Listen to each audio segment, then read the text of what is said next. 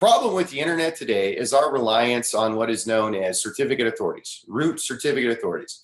So when you buy a new computer, when you buy a new Windows computer or a new Apple computer, they have these cryptographic keys, which effectively are the exact same thing as the keys in your Bitcoin wallet or DigiByte wallet. So they function the same.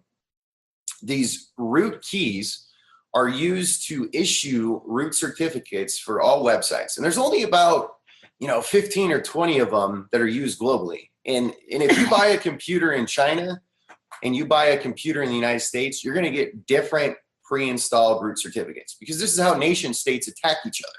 Yeah. Right.